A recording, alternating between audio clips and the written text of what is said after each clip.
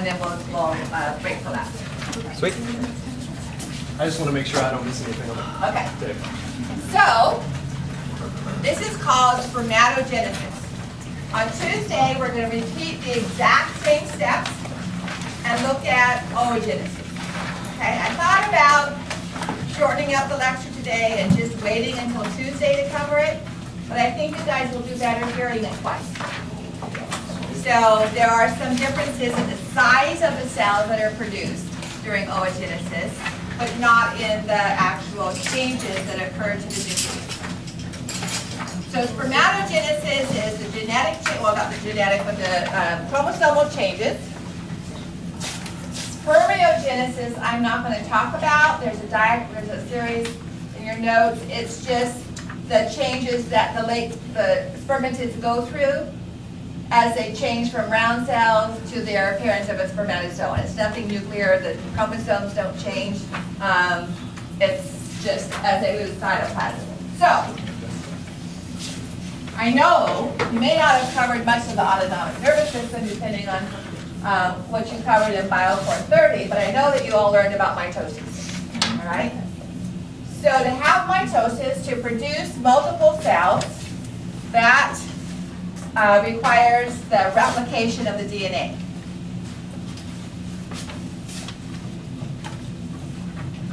So DNA is a double helix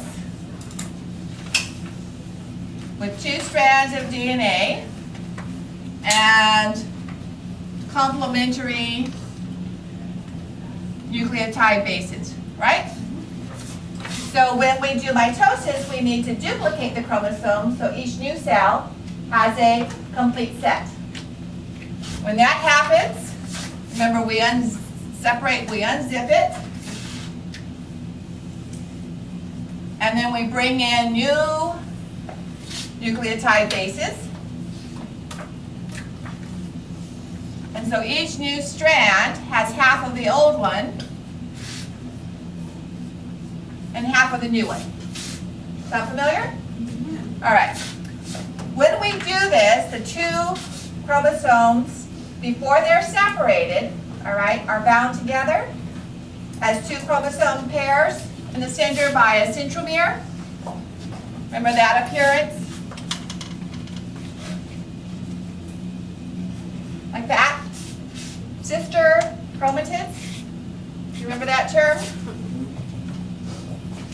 And they're exact copies. I don't know why they're not brother chromatids, but anyway. And these line up in the equatorial plane in metaphase. Okay? And then in anaphase, they are pulled apart. And finally, they're clustered together and a new nuclear membrane forms in telophase and the cell pinches off. Okay? And we have 2 identical cells. So that's mitosis. Is mitosis involved at all in the production of new sperm? Yes, it has to be. Okay? That's how we get more of the original undifferentiated spermatogonium. So our spermatogonium is going to undergo mitotic division to make more spermatogonium using our standard mitotic division. Okay? Making multiple male daughter cells, if that makes sense. And then one will stay as a spermatogonium capable of undergoing mitosis again, and one will then enter the process of spermatogenesis and form our spermatozoa. This one will then undergo mitosis, one will remain behind, and the other one will undergo the process to form spermatozoa. Okay? So, with that in mind, let's look at meiosis.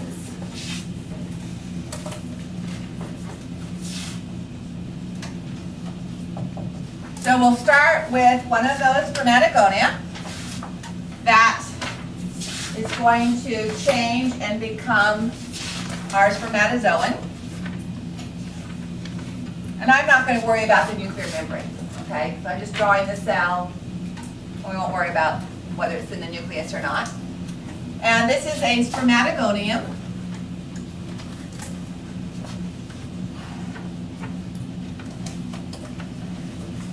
Is it diploid or haploid?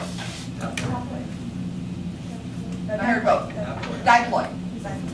Okay? It's only undergone mitosis. It hasn't undergone meiosis yet. So all we did was multiply the number of spermatogonia we have.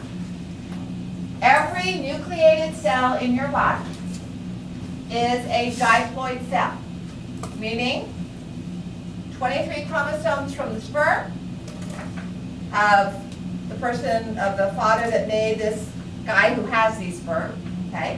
And 23 chromosomes of the egg came together and formed a diploid, meaning 2 pairs of chromosomes. So 23 chromosomes, 23 from the father, 23 from the mother. If it's from the father, we have the Y as our 23rd chromosome. If it's the mother, she contributed the X in the egg. That's the 23rd chromosomal pair. The 22nd chromosome, 22nd chromosome number 22 from the father, chromosome number 22 from the mother. All right? That's our pair. So the spermatogonium is diploid. It has all of the chromosomes that came from the egg of this original individual and all the chromosomes that came from the sperm that joined together, and it's diploid. Every cell, every muscle cell, red blood cell until it loses its nucleus, nerve cell, they're all diploid. Okay? And they all have the same chromosomes, it's just we're not expressing the genes in every chromosome. So those different cells have different proteins that they're making. So the N refers to the number of chromosomes in the sperm or the number of chromosomes in the egg. The reason we have 2 is the egg and the sperm joined together. All right? So spermatogonium has 1 chromosome from the father, 1 chromosome from the mother, and we're going to make this N's going to equal 2 for this particular cell rather than 23. All right? So another chromosome from the father and another chromosome from the mother. They're all mixed up. Okay? So this particular cell, N equals 2. 2N, because we have 2 of each pair. Does that make sense? All right? So if I were to illustrate that with this box of pencils,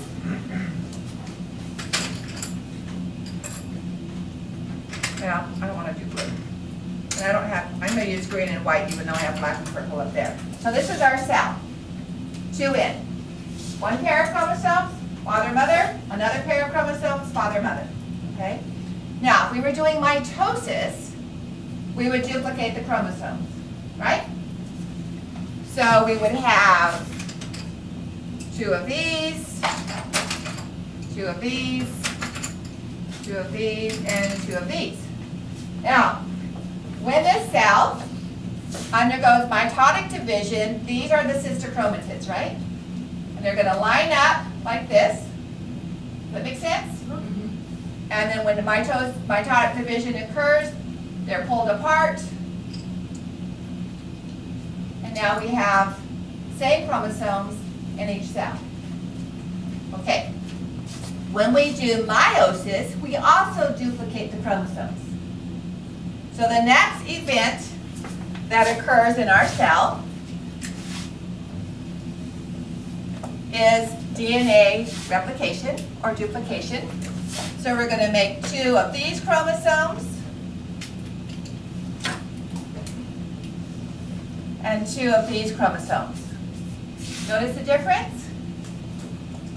The pair with each duplicated pair are stuck together, forming a group of 4 rather than the sister chromatids that we saw with mitosis. So our next pair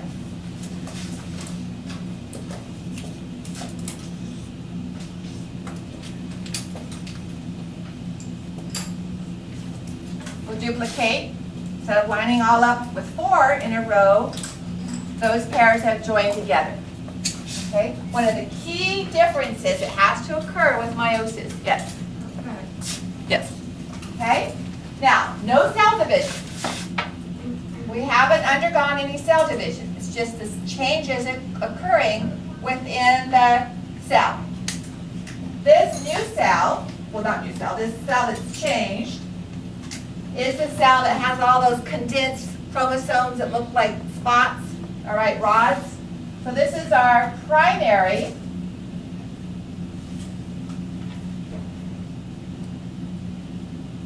spermatocyte. It's a changed spermatogonia, but there's no mitosis that's occurred.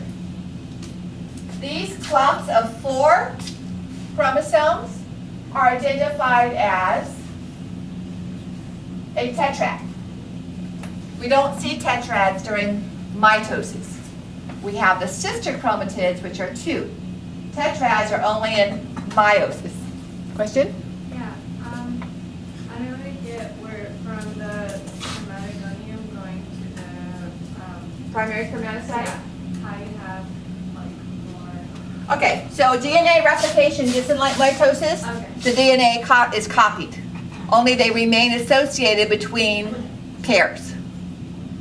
So in mitosis, we would have had a very similar replication, only the pairs would not have remained associated. They would have looked like this, rather than like that, okay?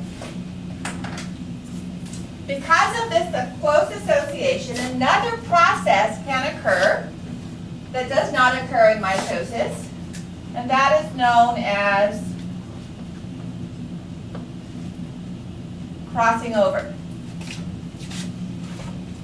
So this is when the chromosomal or genetic information that came from the mother can be exchanged with genetic information that came from the father of the guy whose sperm this belongs to. What's the importance of that?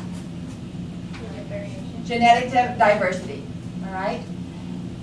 This is totally random on what's exchanged and how much. Sometimes it seems that it didn't occur at all. You can get 4 brothers, 2 or 3 years apart, that look like they're identical twins, okay? You can get a mother and a daughter who look exactly alike, as if the daughter got no genes from her father. Or from, maybe they all look like the grandmother on one side. But this can occur. So what we have occurring is, again, totally random. This piece of DNA can be added there. That piece could be added there. Now, you would think that maybe a little piece would be taken off of one and a bigger piece off the other, but they seem to be the appropriate components, all right?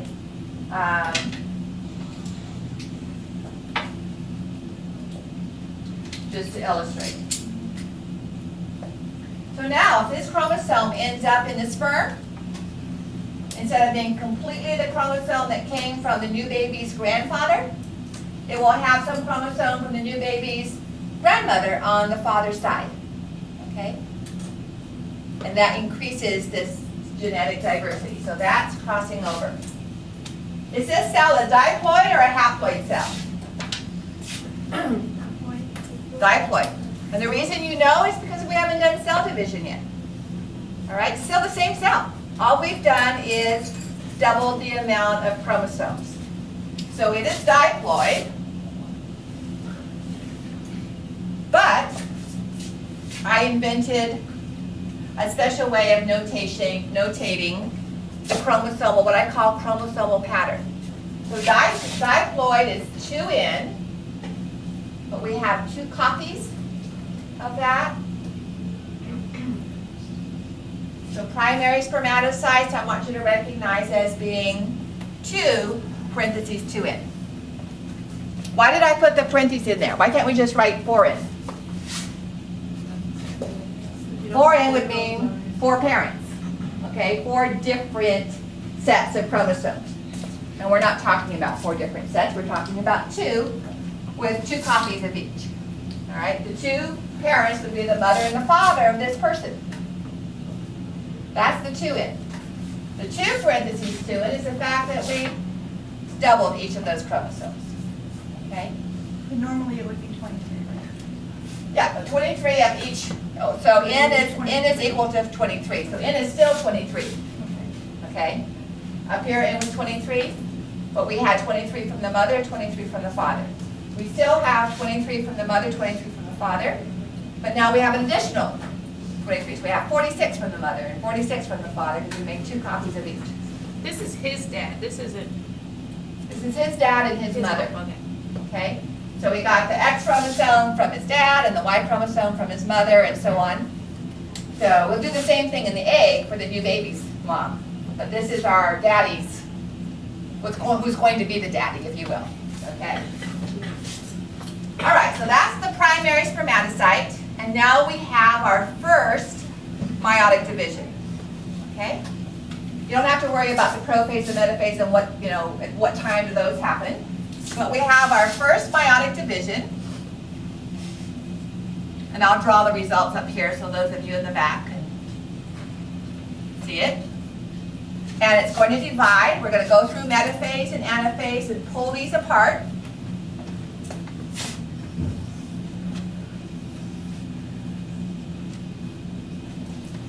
Now, let me illustrate with my pencils before I diagram it on the board.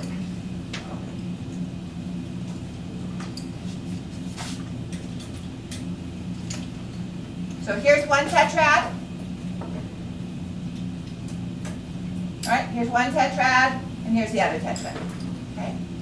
Now, with our first meiotic division, these split. Do I still have my full pair? Do I still have part of the mother's contribution and the father's contribution to this cell? This was the father's, this was the mother's.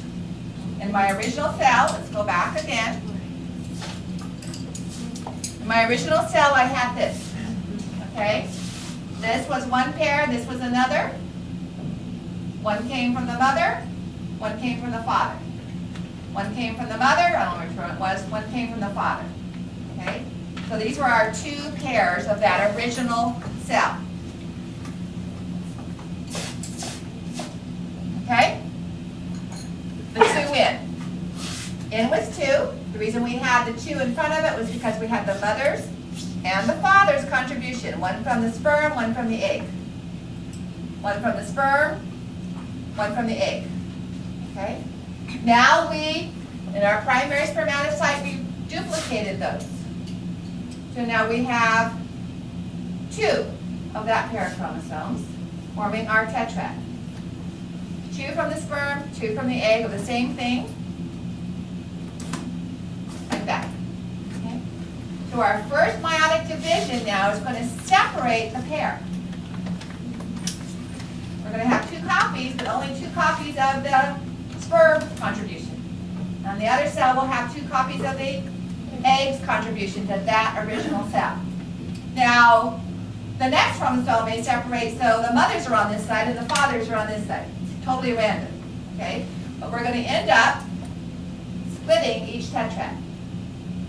Is it diploid?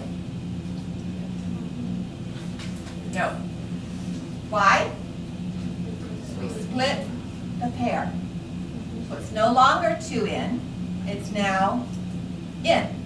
We may have multiple copies, but we still only have 23 different chromosomes. Chromosomes 1, 2, 3, 4, 5, 6. Chromosome 1 may be from the mother, chromosome 2 from the father, chromosome 3 from the father, chromosome 4 from the mother, but only 23 different kinds of chromosomes. So it is haploid. All right, so let me illustrate by a drawing on the board. And I'm not going to show the crossing over part. It's too complicated, all right? So we've split them. We've split and separated the tetrads.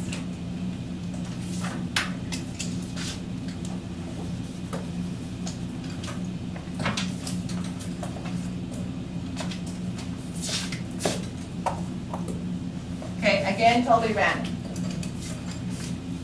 So we only have the blue one here, we only have the black one here.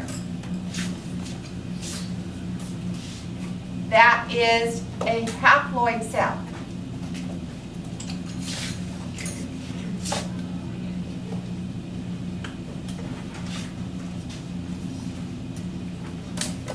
So the primary spermatocyte divides and forms a secondary spermatocyte. It is haploid, meaning it is only in. Is it purely just in though? No, because we have, for each in, we have 2. Would it be correct to write 2 in? Nope, that would bring us back to diploid. So, parentheses. Okay, 23 types of chromosomes, but 2 copies of each type.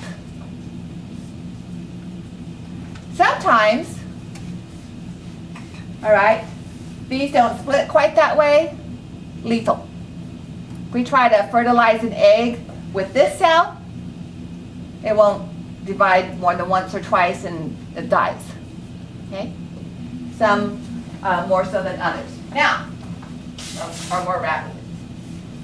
Are we done yet? No. No. Each of these is going to undergo our second meiotic division.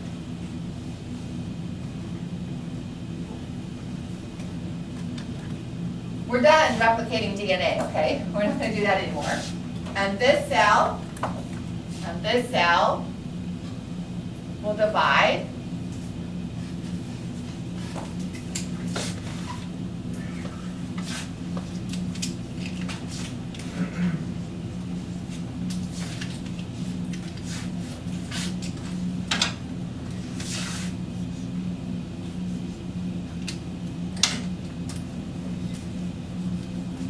Are we still a haploid cell? Yes. We're not going to get a diploid cell again until the sperm fertilizes the egg. All right? So we're still haploid, which means we're in. Do we have duplicate copies? No. No. So we're just in. Okay? This would be the late spermatid, early spermatid to spermatozoa. Because they don't undergo any more divisions. They just have cellular changes. So this is the genetic or chromosomal pattern of those cells. So you will have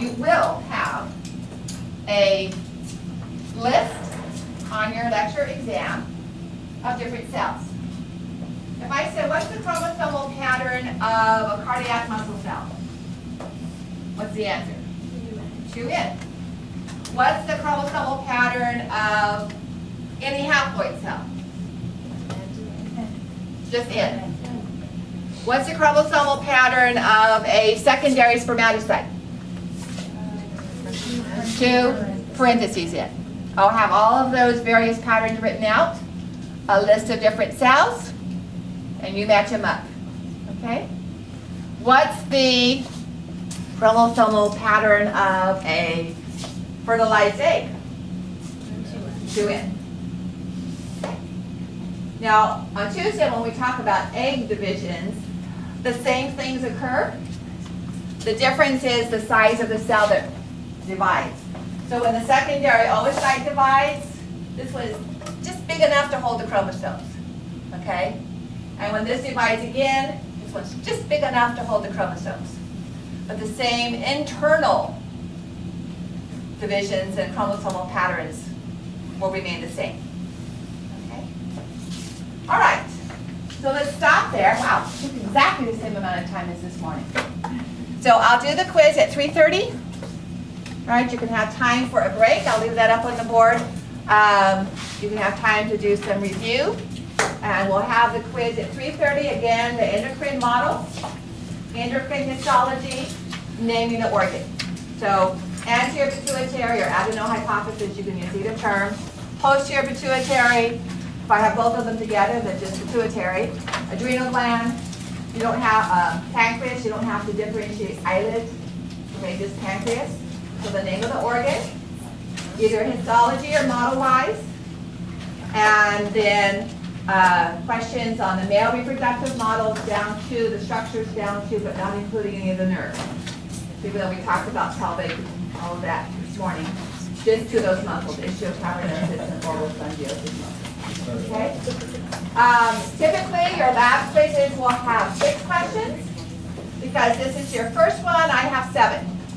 So you can miss 2 and still get 10 out of 10. Okay? Just to give you little pushes along that make you feel good. So we'll do that at 3:30. All right? After the quiz, I'll have you kind of split up.